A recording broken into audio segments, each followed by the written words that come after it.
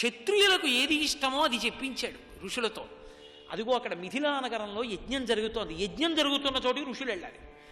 అక్కడ శివధనస్సుంది, అద్భుతమైన ధనస్సు. రామలక్ష్మణులారా మీరు చూడాలి, కాబట్టి మీరు వస్తారా, మేమందరం పెడుతున్నాం అన్నారు ఋషులు. ధనస్సు, యజ్ఞం, గురువుగారు వెళ్తున్నారు అంటే పిల్లలకి ఇప్పుడు దేనికి సరదా?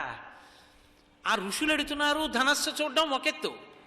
గురువుగారు ఎడుతున్నారు, గురువుగారు వస్తారా, గురువుగారు రామ గురువుగారు అంటే రండి అన్నారనుకోండి. గురువుగారితో వెళ్ళడం, గురువుగారితో నడవడం, గురువుగారు చెప్తున్నవి వినడం, గురువుగారి వలన సంస్కారం నేర్చుకోవడం. గురువుగారి పక్కన కూర్చుంటే ఎన్ని గ్రంథాలయాలు చదివేసినట్టో రాముడికి అర్థమైపోయింది. ఇక తను ప్రత్యేకంగా ఏమి పెద్ద విశేషం అక్కర్లేదు, గురువుగారితో కలిసి నడిస్తే చాలరా అభ్యున్నతం తెలిసేసుకున్నాడు. కాబట్టి గురువుగారితో వెళ్ళడం కన్నా ఇంకేం కావాలి? కాబట్టి గురువుగారితో వెళ్ళిపోదాం అనుకున్నాడు. విశ్వామిత్రుడు వంకి ఇలా చూశాడు, నమస్కారం పెట్టి, ఇద్దరిదే గొప్ప గాంభీర్యం ఇలా అన్నాడు అంతే. లేచి విశ్వామిత్రుడు ఋషులు బయలుదేరారు, ఈయన బయలుదేరాడు. కలిసి వెళ్ళిపోతున్నారు. శోణానదీ తీరానికి వెళ్ళారు. శోణానది ఒడ్డున కూర్చున్నారు. అడుగుతాడు రాముడు, ఈ దేశం ఎవరిది, ఈ నది ఏమిటి, ఇలా ఎందుకు ప్రవహిస్తోంది అన్నీ అడుగుతాడు. విసుక్కోడు విశ్వామిత్రుడు, అన్నీ చెప్తాడు. ఎక్కడెక్కడ ఎప్పుడెప్పుడు ఏది చెప్పాలో, దేని వలన రాముడికి ఏ సంస్కారం అబ్బాలో అది చెప్తాడు. కుశనాభోపాఖ్యానం చెప్పాడు అక్కడ. కుశనాభుడని ఒక మహారాజు, ఆయన ఘృతాచి అనబడేటటువంటి అప్సరస వలన 1000 మంది ఆడపిల్లల్ని కన్నాడు. 1000 మంది ఆడపిల్లలు పేరుకి మనుష్యకాంతలే కానీ దేవతాతుల్యములైనటువంటి వాళ్ళు, అంతటి అందగత్తెలు. 1000 మంది రామా ఒక రోజున పర్వత శిఖరం మీద నిలబడి వాద్య పరికరములను మ్రోగిస్తున్నారు, ఆడుకుంటున్నారు. వాయుదేవుడు చూశాడు, మీరు మనుష్యకాంతలు, యవ్వనం అస్థిరం, నాకు భార్యలు కండి, మీకు శాశ్వతంగా యవ్వనం ఉండేటట్టు అనుగ్రహిస్తాను, దేవకాంతలవుతారన్నాడు. అంటే రామ ఆ ఆడపిల్లలు ఏమన్నారో తెలుసా అన్నాడు. అలా అనగానే అంతటి వాయువు అడిగాడు, ఈ 1000 మంది ఆడపిల్లలు వెంటనే వాయువు చెప్పిన మాట అంగీకరించారా, ఇంకేమైనా అన్నారా? వింటున్నాడు శ్రద్ధగా రాముడు. విశ్వామిత్రుడు అన్నాడు, పితాహి ప్రభురస్మాకం దైవతం పరమం హిసః యస్యనో దాస్యతి పితా సనో భర్తా భవిష్యతి. ఆ ఆడపిల్లలు ఏమన్నారో తెలుసా? ఈ దేశంలో తన కడుపున పుట్టిన ఆడపిల్ల ఎవరిని చేసుకుంటే సుఖపడుతుందో నిర్ణయం చేసి ఆ పిల్లవాడికిచ్చి ఆ పిల్లని వివాహం చేసి పంపించేటటువంటి అధికారము కన్న తండ్రిదే. తండ్రి నిర్ణయించకుండా మా వరుణ్ణి మేమించుకుని ఎవడో అడిగాడని వాణ్ణి పెళ్లి చేసుకోవాలనేటటువంటి రోజు మాకే కాదు, ఈ దేశమునందు ఎన్నడూ కలుగకుండుగాక అన్నారు. అది రామాయణం అంటే. దానికి వారసులమ్మ. ప్రేమ అని పేరు చెప్పి చదువుకోవడానికి వెళ్ళి కనబడ్డ వాళ్ళ వెంట పారిపోవడం నేర్పిన జాతి కాదు ఈ జాతి. కాబట్టి పితాహి ప్రభురస్మాకం దైవతం పరమం హిసః యస్యనో దాస్యతి పితా సనో భర్తా భవిష్యతి నభవిష్యతి. ఎప్పటికీ దేశమునందు ఆడపిల్ల తన వరుణ్ణి తాను ఎంచుకునే దుర్దినము రాకుండుగాక అని చెప్పాను నాన్నగారు. వాయువు ఏం చేశాడో తెలుసా? మా శరీరములయందంతటా కూడా వక్రంగా తిరిగాడు. దానివల్ల అవయవములు అయిపోయి తోటకూర కాడల్లా వేలాడిపోయి వచ్చి పడిపోయాను నాన్నగారు, 1000 మంది అన్నారు. అమ్మా మీరు శపించలేదా అన్నాడు. అంటే వాళ్ళన్నారు, నాన్నగారు తపశ్శక్తి ఉండవలసింది లోకోద్ధరణ కొరకు తప్ప, తపశ్శక్తి ఉన్నది తప్పు చేసిన వాడిని శపించుకుంటూ పోతే ఇంకా లోకానికి ఉద్ధరణ ఎక్కడుంటుంది నాన్నగారు, అందుకని మేము ఓర్పు పట్టాను నాన్నగారు, మేము శపించలేదన్నారు. వాళ్ళు 1000 మంది అన్నారు. ఆయన అన్నాడు, అలంకారోహినారీణాం, ఆడదానికి ఓర్పు అసలు పెద్ద అలంకారం అమ్మా, పురుషులకు కూడా, కానీ మొదట ఉండవలసింది ఆడదానికే అన్నాడు. ఎందుకని? 5గురు పిల్లలు పుడితే మొదటి పిల్లాడికి స్నానం చేయించి 5వ పిల్లాడికి స్నానం చేయించేప్పటికీ మొదటి పిల్లాడు మట్టి వచ్చేస్తాడు. ఎంత ఓర్పు ఉంటే తల్లికి ఆ పిల్లలు వృద్ధిలోకి వస్తారు. ఇంతమంది పెరిగి పెద్దవాళ్ళు అయ్యేటప్పటికి మొగుడికి చాదస్తం వస్తుంది. ఆయన్ని మళ్ళీ పిల్లాళ్ళే చూసుకోవాలి. అందుకే ప్రధాన హోమం చేసేటప్పుడు అడుగుతాడు భర్త, నన్ను నువ్వు నీ 11వ కొడుకులా చూసుకోవచ్చుమా, వృద్ధుణ్ణైపోయినప్పుడు నాకు చాపల్యం వస్తుంది. అందరూ ఏంటి అనగారండి చాదస్తాం అంటారు, నాకు కోపం వచ్చి పక్కకు పోయి కూర్చుంటాను. నువ్వు కూడా ఏమిటండి చాదస్తాం అనకే, ఏమిటండి మన పిల్లలే కదా, ఏమిటా పట్టింపని నన్ను లాలించేం, పిల్లలు అన్నం తినకపోతే లాలించినట్టు నువ్వు కూడా దూరం చేయకుసుమా, నాకు శాంతి ఉండదు. భర్తకి భార్యకి ఉండే సంబంధం అంత గొప్పది. కాబట్టి నాన్నగారు మేము ఓర్పు పట్టామండి అన్నారు వాళ్ళు. కుశనాభుడు అన్నాడు, ఎంత గొప్ప పని చేశారమ్మా. అసలు అమ్మా నేను ఒక మాట చెప్పనా, క్షమా యజ్ఞం, క్షమా దైవం, క్షమా సత్యం హి పుత్రికా, క్షమా యశ, క్షమా ధర్మ, క్షమయావిష్ఠితం జగత్. వింటున్నాడు రాముడు. ఎంత శక్తి అయినా ఉండొచ్చమ్మా, ఉందని వాడేయడం గొప్ప కాదమ్మా. ఓర్పు పట్టణం ఉందే అది గొప్పది. ఓర్పుయే ధర్మము, ఓర్పుయే యజ్ఞము, ఓర్పుయే కీర్తి, ఓర్పుయే సత్యము, ఓర్పుయే దైవము. ఓర్పునందు లోకమున్నది. ఓర్పు లేకపోతే లోకం లేదు. అమ్మ ఓర్పు పట్టకపోతే పిల్లలు ఏమైపోతారు? లోకం ఎక్కడుంది? ఓర్పునందే లోకం ఉంది. పరమేశ్వరుడు ఇన్ని తప్పిదాలు చేస్తున్నా ఓర్పు పడుతున్నాడు కాబట్టి కదా మనం ఉన్నాం. అమ్మా క్షమయావిష్ఠితం జగత్. ఏమి శ్లోకాలు ఇచ్చారండి. విశ్వామిత్రుడు ఒక్కొక్క మాట చెప్తూ ఉంటే వింటున్నాడు రాముడు. తెల్లబోయి ఇలా చెక్కిట చేయి పెట్టుకున్నవాడు అలాగే ఉండిపోయాడు. ఉండిపోయి వింటున్నాడు. ఓ ఇది జాతి గొప్పతనం. ఆడపిల్ల అంటే అలా ఉంటుందన్నమాట. అంతగా తండ్రికి కట్టుబడుతుంది, అంత ధర్మం. తండ్రి మాట అంటే అంత గౌరవం. ఆడది అంత కీర్తివంతురాలు ఈ దేశంలో. అందుకే నెలకి 3 వానల్లో ఒక వాన ఆడదాని వల్ల. వింటున్నాడు, ఆశ్చర్యపోతున్నాడు. ఏమైంది వాళ్ళ జీవితం అని అడిగాడు. బ్రహ్మదత్తుడని ఒక మహానుభావుడు ఆయనకి ఇచ్చి పాణిగ్రహణం చేయించాడు కుశనాభుడు. ఆయన చెయ్యి తగలగానే ఈ 1000 మంది మళ్ళీ సురూపలయ్యారు. ఆ వాయువు సరిగా తిరగవలసి వచ్చింది. ఎందుకని పుచ్చుకున్నవాడు బ్రహ్మజ్ఞాని. బ్రహ్మజ్ఞాని యొక్క శక్తి అర్థమవుతోంది రామచంద్రమూర్తికి. మహర్షులు ఎంత గొప్పవాళ్ళో అర్థమవుతోంది. ఋషి వైభవం అర్థమవుతోంది. ఋషి రుణం ఎందుకుందో అర్థమవుతోంది. ఋషి పేరు చెప్తే ఎందుకు నమస్కరించాలో అర్థమవుతోంది. పెళ్లి చేసేటప్పుడు ప్రవర చెప్పుకునేటప్పుడు తన వంశ ఋషుల పేర్లు చెప్పేటప్పుడు తను ఎంత ఆనందించాలో, తన ప్రవర ఋషుల వైభవం తనకి ఎంత తెలిసి ఉండాలో అర్థమవుతోంది. పొంగిపోయాడు. అలా పెళ్ళయితే రామా ఆశ్చర్యం ఏమిటో తెలుసా? సోమిద అని ఆ బ్రహ్మదత్తుని యొక్క తల్లి, ఆమె ఈ 1000 మంది ఆడపిల్లల చెయ్యి పట్టుకుని సంతోషించిందయా మంచి కోడళ్ళని అన్నాడు విశ్వామిత్రుడు. ఆమె మీ అందరూ కుంటేళ్ళు, గుడ్డేళ్ళు, మీ అందరికీ వక్రత్వాలు ఉన్నాయి, మా అబ్బాయి చెయ్యెట్టుకోవడం వల్ల మీరు బాగుపడ్డారనలేదు. ఇంత ఓర్పు పట్టిన పిల్లలు నాకు కోడళ్ళు అయ్యారని అత్తగారు పొంగిపోయింది. అత్తగారంటే ఎలా ఉండాలో, కోడళ్ళంటే ఎలా ఉండాలో, అత్తగారు ఇంటికొచ్చిన కోడల్లో ఏ వైభవాన్ని చూడాలో, ఆడపిల్లకి శారీరకంగా ఉన్న వంకర కాదు చూడవలసింది, ఆ ఆడపిల్ల వెనక ఉన్న సంస్కృతి. ఆ ఆడపిల్ల ఇంటికి వచ్చిన వేళ, ఆడపిల్ల గడప తొక్కిన వేళ తన కొడుకు ఎంత పూజనీయుడవుతాడో తెలుసుకుని ఉండాలి అత్త. తెలుసుకుని ఆదరించిన అత్తగారు. అంతేకాని తన కొడుకు కూడా చూడనంత విచిత్రంగా నీకన్నా ఓ అంగుళం ఇంకొక అంగుళం ఉంటే బాగుండేదేమోరా, ఆ పిల్లకి కొంచెం ముక్కు కాస్త పొడుగుంటే బాగుండేమో. నువ్వు ఆడదానివి కావు, నీకెందుకు అవన్నీ? అందచందాలంచవలసిన వాడు నీ కొడుకు. వాడు చూసుకోవలసిన విషయంలో నువ్వెందుకు ప్రవేశిస్తావు? ఇంటికొచ్చిన కోడలు నీ వంశ గౌరవాన్ని నిలబెడుతుందా? నీ కొడుకుని కళ్ళల్లో పెట్టుకు చూసుకుంటుందా నీలా? ఇదా నువ్వు చూడవలసింది? ఆడపిల్ల అందచందాలు ఆమెని ఆరడి పెట్టడానికా నువ్వు నీ అత్తరికం? రామాయణం నేర్పుతుంది అత్తగారంటే ఎలా ఉండాలో, కోడలంటే ఎలా ఉండాలో, అసలు ఆ సంబంధాలు ఎంత అద్భుతంగా ఉంటాయో నేర్పుతుంది. ఆ సంతోషంగా 1000 మంది చేతులు పట్టుకుని మురిసిపోయిందిట సోమద. సరే వింటున్నాడు రాముడు. చీకటి పడిపోయింది, పక్షులు అరుస్తున్నాయి. అలాగే కూర్చుంటే విశ్వామిత్రుడు అన్నాడు, చీకటి పడిపోయింది రామా, చెట్లు చూసావా కదలటం లేదు. పక్షులు జంతువులు చెట్ల మొదళ్లలోకి చెట్లపైకి చేరిపోయి తిరుగుతున్నవి క్రూర మృగాలు ఒకటే. మనం పడుకోవాలి రామా, నిద్రపో అన్నాడు. వాల్మీకి మహర్షి అన్నారు, పడుకున్నట్ట రాముడు ఏవేవో భావాలు దొంతరలుగా దొర్లుతున్నాయిట.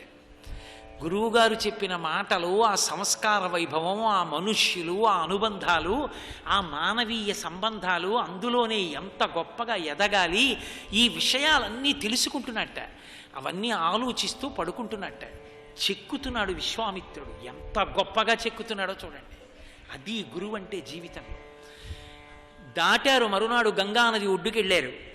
ఏమి ఈ నది ఏమిటి, ఎందుకు ఇలా ప్రవహిస్తోందని అడిగాడు. పొంగిపోయాడంతే విశ్వామిత్రుడు. ఎక్కడితో తెలుసా ఈ గంగరామ? పూర్వం మీ వంశంలోనే సగర చక్రవర్తి అని ఒక చక్రవర్తి ఉండేవారు. ఆ చక్రవర్తికి 2 భార్యలు, కేశిని, సుమతి. ఆ రాజుకి సంతానం లేకపోతే హిమవత్ పర్వతం మీదకెళ్ళి తపస్సు చేస్తుంటే భృగు మహర్షి అనుగ్రహించాడు. ఒక భార్యకి వంశకరుడైన కొడుకు పుడతాడన్నాడు, ఒక భార్యకి 60,000 మంది కొడుకులు పుడతారన్నారు. వాళ్ళిద్దరన్నారు, ఎవరికి ఎలాంటి వాళ్ళు పుడతారని అడిగారు. మీరే అడగండి అన్నాడు మహర్షి. పెద్దావిడంది, మునేస్తు వచనం శ్రుత్వా కేశిని రఘునందన పుత్రం వంశకరం రామ జగ్రాహ సుమతి సుతాన్. నాకు వంశకరుడైన ఒక్క కొడుకు చాలు అని అడిగింది సుమతి. కేశిని అడిగింది, నాకు మహోత్సాహం కీర్తిమతో షష్ఠిపుత్ర సహస్రాణి సుపర్ణ భగినీ తథా మహోత్సాహం కీర్తిమతో జగ్రాహ సుమతి సుతాన్. 60,000 మంది అత్యుత్సాహం కలిగిన కొడుకులు కావాలని. తథాస్తు అన్నాడు మహర్షి వాక్కు. పెద్ద భార్యకు ఒక కొడుకు పుట్టాడు, ఆయన పేరు అసమంజసుడు. అలాగే రెండో భార్యకి 60,000 మంది కొడుకులు ఉన్న ఒక పిండం వచ్చింది. వాళ్ళని నీతి కుండలలో పెట్టి దాదులు పెంచారు. 60,000 మంది పేర్లు ఎక్కడ చెప్తామని మహర్షి అన్నారు. సగర చక్రవర్తి కొడుకులు కనుక సగరులు అన్నారు. రామా జాగ్రత్తగా విను, ఏమైందో తెలుసా? పెద్ద భార్య పెద్ద కొడుకు రాజ్యానికి అధికారి. వాడికో లక్షణం ఉండేది. వాడు ఊళ్ళో పిల్లలందరినీ ఆడుకోవడానికి రండి రండి అని పిలిచి ఒక్కొక్కడిని ఎత్తి సరయూ నదిలో పడేసేవాడు. వాళ్ళు మునకలు పడుతూ చచ్చిపోతుంటే చూసి సంతోషిస్తుండేవాడు. రాజుగారి కొడుకు కదా అని ఊరుకున్నారు. కొన్నాళ్ళు పోయాక వాళ్ళు వచ్చి చెప్పారు ఈ విషయాలన్నీ, మీ అబ్బాయి ఊళ్ళో పిల్లల్ని చంపేస్తున్నాడని. ఏవం పాప సమాచార సజ్జన ప్రతిపాదక పౌరాణామహితో యుక్తో పుత్రో నిర్వాసిత పురాత్. తన కొడుకని కూడా చూడలేదు రామ మీ వంశంలో ఉన్నటువంటి పూర్వీకులు. వెంటనే నా రాజ్యంలో ఉన్నటువంటి పౌరుల యొక్క బిడ్డల్ని నీళ్లలో తోసి చంపి ఆనందిస్తున్నాడు కనుక నా పెద్ద కొడుకు యొక్క పెద్ద కొడుకు అయినటువంటి ఈ అసమంజసుణ్ణి రాజ్య బహిష్కారం విధిస్తున్నానని బయటికి పంపేశాడు. ఎంత ధర్మానికి నిలబడ్డవాళ్ళో మీ వాళ్ళు ఆలోచించుకో అన్నాడంతే. ఒక్క మాట తగిలింది రామచంద్రమూర్తి గుండెలకి. ధర్మం కోసం కన్న కొడుకుని కూడా విడిచిపెట్టినటువంటి మహాపురుషులు మా వంశంలో. అది తరువాత రాముణ్ణి ఎక్కడెక్కడ వరకు, ఎంత దూరం వరకు తీసుకెళ్ళిపోయిందో అర్థం చేసుకోగలరు. తీరా సగర చక్రవర్తి యజ్ఞం మొదలెట్టాడు. 60,000 మంది యోజనాయామ విస్తారమేకైకో ధరణీతలం. ఒక్కొక్కడు ఒక్కొక్క యోజనం తవ్వేశాడు, గోతులు పెట్టాడు. భూమి అంతా పాడైపోతాం. అందరూ వెళ్ళి బ్రహ్మగారిని అడిగారు, అయ్యా భూమి అంతా పాడైపోతోంది సగరుల వల్ల ఎలా అని అడిగారు. ఆయన అన్నాడు, కాపిలం రూపమాస్థాయ ఏకైకో ధరణీతలం. కపిలుడు అన్న పేరుతో శ్రీ మహావిష్ణువు ఈ భూమినంతటినీ కాపాడతారు. ఇప్పుడు వీళ్ళు ఇంత అత్యుత్సాహంతో భూమిని పాడు చేస్తున్నారు కనుక ఆయనే వీళ్ళని చంపేస్తారన్నారు. అప్పుడు చెప్పాడు మహానుభావుడు, భూమిని నిష్కారణంగా తవ్వి తన స్వార్థం కోసం వాడుకున్న వాళ్ళని పరమేశ్వరుడు విపేక్షింపడు, చంపేస్తాడని చెప్పాడు. కాబట్టి వాళ్ళు చివరికి వెళ్ళారు కపిల మహర్షి దగ్గరికి. వీళ్ళు అక్కడ గుర్రం కనపడింది, ఆయనే ఎత్తుకొచ్చాడు అనుకున్నారు. చెట్లు అట్టుకున్నారు, నాగళ్ళు అట్టుకున్నారు, కర్రలు అట్టుకున్నారు, ఆయన మీద పడ్డారు. ఆయన ఒక్కసారి వాళ్ళ అరుపులు విన్నాడు. విని హుం అనొక పెద్ద రోషైన మహతావిష్టో హుంకారవకరోత్తదా తస్య కోపాగ్నినా దగ్ధ సగరేణ. వాళ్ళందరూ కూడా ఆయన చేసినటువంటి ఆ హుంకారానికి భస్మరాశీకృత సర్వే 60,000 బూది కుప్పలై పడిపోయారు. పడిపోతే అది రామాయణంలో విశ్వామిత్రుడు జాతికి నేర్పినటువంటి గొప్ప పాఠం. గుర్రం కోసం వచ్చాడు అసలు ఆ అంశుమంతుడు. గుర్రం కోసం వచ్చినటువంటి అంశుమంతుడు గుర్రం దొరికింది కదా, అశ్వమేధం పూర్తవుతుందని గుర్రం పట్టుకుని వెనక్కి వెళ్ళలేదు. అరే నా పెద్దతండ్రులు పాపం ఇంతమంది పడిపోయారు, పినతండ్రులు 60,000 మంది కాలి పడిపోయారు, వీళ్ళు చచ్చిపోతే జలతర్పణం జరగలేదు, నేను వీళ్ళకి జలతర్పణం చేసేడతానని నీళ్ల కోసం పరిగెత్తాడు. గరుత్మంతుడు కనపడన్నాడు, బ్రాహ్మణుడి యొక్క శాపం చేత, అలాగే క్రూరమైన మృగముల చేత, కోరలు కలిగినటువంటి జంతువుల చేత, ఇటువంటి వాటి చేత చనిపోయిన వాళ్ళు ఎవరున్నారో వాళ్ళకి ఈ ప్రపంచంలో ఉన్న జలముల చేత తర్పణ చేస్తే అందదు, ఆకాశంలోనే ఆవిరైపోతుంది. కాబట్టి ఊర్ధ్వలోకంలో ప్రవహిస్తున్న గంగని తీసుకొచ్చి తర్పణ ఇమ్మన్నారు. సరే తీసుకెళ్ళిపోయాడు, గుర్రాన్ని అప్పజెప్పేశాడు, అశ్వమేధయాగం పూర్తయిపోయింది. ఆ తర్వాత సగర చక్రవర్తి శరీరం విడిచిపెట్టేశాడు, తర్వాత అంశుమంతుడు శరీరాన్ని విడిచిపెట్టేశాడు, అంశుమంతుడు తర్వాత దిలీపుడు వచ్చాడు, ఆయన విడిచిపెట్టేశాడు, తర్వాత భగీరథుడు వచ్చాడు. ఎప్పుడో మా తాతల్లో ఎవరో చచ్చిపోయారు 60,000 మంది ఏదో కథ అని చెప్పి వదిలిపెట్టలేదు. ఎప్పుడో చనిపోయినటువంటి పితృదేవతలు ఉద్ధరణ పొందడం కోసం, వాళ్ళ కోసం గంగా నదిని ఆకాశం నుంచి కిందకి తీసుకొస్తానన్నాడు. పితృదేవతల్ని తరింపచెయ్యాలని శ్రాద్ధకర్మ చెయ్యడంలో ఎంత జాగ్రత్త పాటించారో మనుష్యులు. చచ్చిపోయారు కదా అని వాళ్ళ పేరు మర్చిపోవడం కాదు. పెళ్లి చేసేటప్పుడు 3 తరాలు చెప్పండి అంటే 3 తరాలా అండి? ఫలానా ముత్తాతగారు, ఫలానా తాతగారు, ఫలానా వాడి కూతురని చెప్పవలసి వస్తే ముత్తాత పేరు తెలియక ఎవరో తన బంధువులలో జ్ఞాతులకి ఫోన్ చేసి ఒరే మన ముత్తాత ఎవర్రా అని అడిగేటటువంటి దౌర్భాగ్య స్థితికి దిగజారిపోతున్న రోజుల్లో రామాయణం ఎప్పుడో చచ్చిపోయినటువంటి సగరుల కోసం జలతర్పణ చేయడానికి కొన్ని వేల సంవత్సరాలు సింహాసనం విడిచిపెట్టి తపస్సు చేశాడు మహానుభావుడు భగీరథుడు వెళ్ళి. అందుకని భగీరథ ప్రయత్నం అంటారు. పితృదేవతల పట్ల ఎంత గౌరవాన్ని పొంది ఉండాలో, ఇక్కడ బతికున్న వాళ్ళ కోసం కాదు, శరీరం విడిచిపెట్టిన వాళ్ళ మీద కూడా అంత ప్రేమతో ఉండాలి. అది కర్తవ్యం, చెయ్యాలి, శ్రద్ధకర్మ. అందుకని వెళ్ళి కూర్చున్నాడు కొన్ని వేల సంవత్సరాలు. ఊర్ధ్వబాహు పంచతప మాసాహారో జితేంద్రియ తస్య వర్ష సహస్రాణి ఘోరే తపసి తిష్ఠిత అన్నారు మహర్షి. కొన్ని వేల సంవత్సరాలు 2 చేతులు పైకెత్తి సూర్యుణ్ణి చూస్తూ 4 వైపులా అగ్నిహోత్రాలు పెట్టుకుని తపస్సు చేశాడు. ఇంత చేస్తే బ్రహ్మగారు వచ్చాడు. ఏం కావాలన్నాడు? మా వంశం నిలబడాలి, పైనుంచి గంగని విడిచిపెట్టు, పాతాళ లోకంలో మా పితృదేవతలు పడిపోయారు, ఉద్ధరించాలన్నాడు. ఆయన అన్నాడు, మీ వంశం వర్ధిల్లుతుంది, వరమిస్తాను, కానీ గంగాయా పతనం రాజన్ పృథివీన సహిష్యతి తాం వై ధారయితుం వీరనాణ్యం పశ్యామి శూలినః. పైనుంచి గంగ పడేటప్పుడు ఈ భూమి తట్టుకోలేదు. ఒక్క పరమశివుడే తట్టుకోవాలి. ఆయన్ని వెళ్ళి ప్రార్థన చెయ్యి, ఆయన వచ్చి ఒప్పుకుంటే గంగను వదులుతానన్నాడు. మళ్ళీ వెళ్ళి పరమశివుడి కోసం తపస్సు చేశాడు.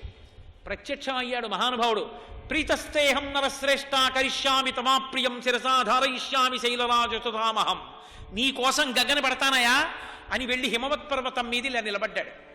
నిలబడితే చూసింది పైనుంచి గంగ పడుతూ, ఏమిటో పిచ్చాడు, నిలబడ్డాడు, ఈడ్చేస్తా పాతాళానికి, నా శక్తి తట్టుకోలేక పెద్ద శివుణ్ణి బయలుదేరాడు. సాకదంచన్మహింగంతుం నచక్నోద్యత్నమస్థిత నైవ నిర్గమనం లోభే జటామండలమోహిత. ఆయన జటాజూటాన్ని ఆకాశం అంత విప్పాడు. అలా పడుతూనే ఉంది కొన్ని సంవత్సరాల పాటు గంగ, తిరుగుతూనే ఉంది. చుక్క ఇలా కిందకి జారలేదు. అయ్యయ్యో ఈయన్ని ఈడ్చేస్తాననుకున్నాను, ఈయనేమిటో ఈయన వైభవం ఏమిటో అర్థమైందనుకుంది. రావణాసురుడు స్తోత్రం చేశాడు. ఆయన తాండవం చేసేటప్పుడు ఆయన జటలనబడేటటువంటి బిందెలో గంగ తిరిగినట్టుగా తిరుగుతూ ఉంటుందిట.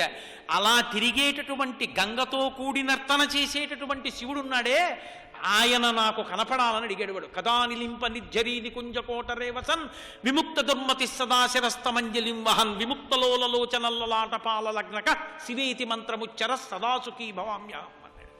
నేను కాశీపట్టణంలో గంగానది సైకతంలో కూర్చుని చూస్తుంటే జటాటవీగల జల ప్రవాహ పావిత స్థలే కదేవలంబ్యలంబిత భుజంగతుంగమాలికాం.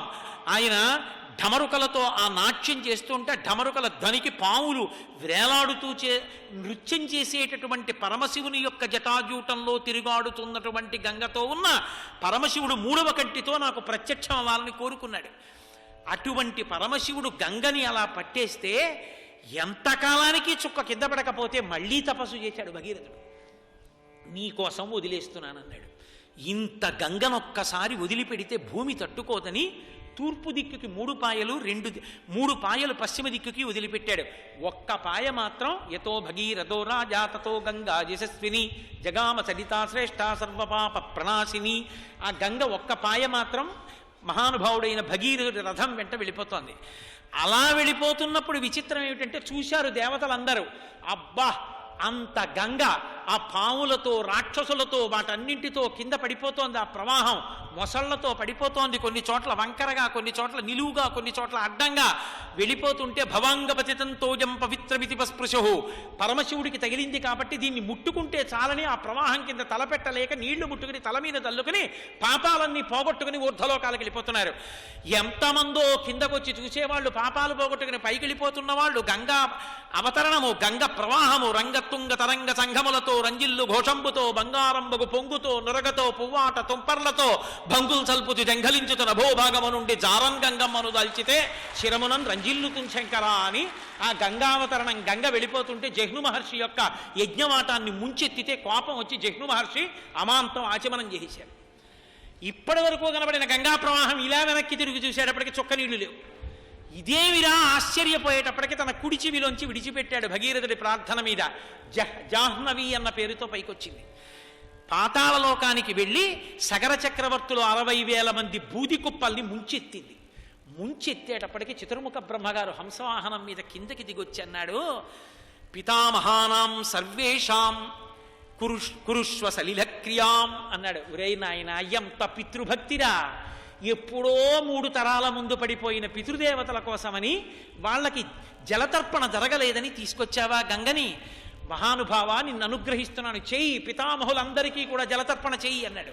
60,000 మందికి జలతర్పణ చేస్తే వాళ్ళ దాహం తీరి వాళ్ళు ఊర్ధ్వలోకాలకు వెళ్ళిపోయారు. తల్లిదండ్రులకు పూర్వం పుట్టినటువంటి వాళ్ళకి తద్దినాలు పెట్టడానికి ఎంత ప్రయత్నం చేశాడో, ఆ జలతర్పణ కోసం రాజ్యాన్నే విడిచిపెట్టేశాడు కొన్ని వేల సంవత్సరాలు.